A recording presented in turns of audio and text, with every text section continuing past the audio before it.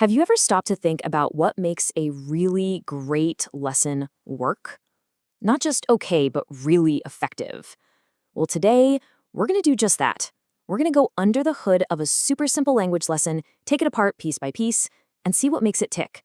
It's pretty fascinating stuff. Let's dive in. So, here's the central question we're looking at today. How on earth can a tiny 3-sentence story be a powerful tool for learning a whole new language? I mean, really, you'd think you'd need, these massive grammar charts and endless vocabulary lists. But what if there's a simpler, more fundamental way that our brains are actually wired to learn? All right, so here's our game plan. First, we'll look at the story itself. Then we're going to break down how the lesson is built around it. After that, we'll dig into the science of why it works so well. And stick around because at the end, we've got a really cool takeaway you can use for pretty much anything you want to learn. Okay, first things first. To be clear, our goal here isn't to teach you English. Nope. Think of us more like detectives. We're here to analyze the method behind the lesson. We're interested in the how and the why. This is all about something called pedagogical design. And, that's really just a fancy way of saying the art and science of how to teach effectively. What we're going to see is how someone took this little fable and turned it into this incredibly complete and powerful learning tool. All right, let's get to the main event. The entire lesson we're looking at is built around a super short, classic fable. It's about a wolf and a crane. Let's just hear the story first. So, it starts like this. A wolf had a bone stuck in his throat. Bam! Right away, you've got a problem. There are stakes. You're already leaning in, wondering what's going to happen next, right? And then, along comes our hero, maybe. A crane helped remove it using her long neck. See how simple and visual that is? You can picture it perfectly in your head, this bird with its long neck carefully helping the wolf. But then, here comes the twist. The wolf thanked her, but gave nothing in return. Ouch. So the problem is solved, but our hero gets totally stiffed. And just like that, in 3 little sentences, you have a whole story with a beginning, a middle, and a surprising end. And of course, being a fable, it has a moral. Helping others doesn't always bring reward. Now, this isn't just some dusty old piece of wisdom. As we're about to see, this single sentence is actually a key piece of the teaching machine we're deconstructing. Okay, so we've got the story, simple enough, but how do you turn that into an actual language lesson? Well, now we get to the fun part. Let's pop the hood and see how this thing is built. When you look closely, you see this really elegant 4-step method.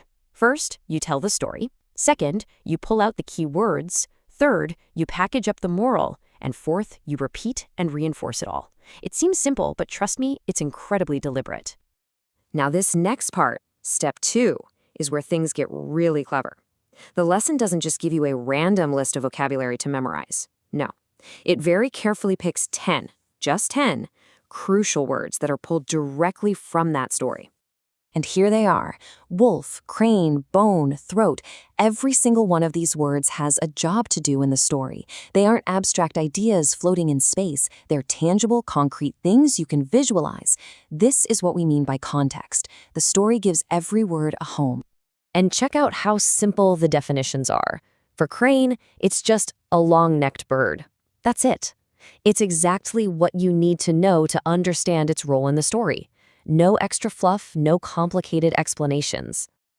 It's the same thing for reward, something given for effort. See, every definition is super direct, super purposeful. It ties right back to the story.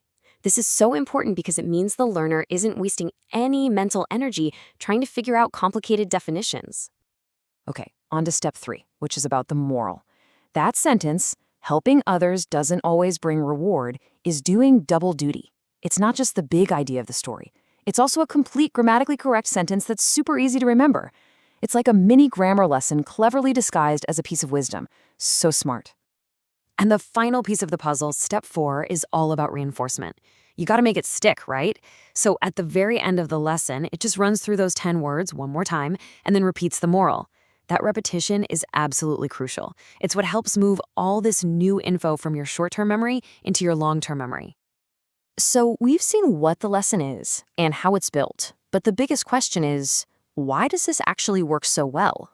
To answer that, we need to look at a little bit of the science behind how our brains are wired. Think about it like this. You could try to learn by just memorizing a random list of words. That's rote memorization. There's no story, no context, and guess what? You forget it almost immediately. But then you have this method, contextual learning. When you learn those same words inside a story, your brain creates all these connections. It builds a little mental map.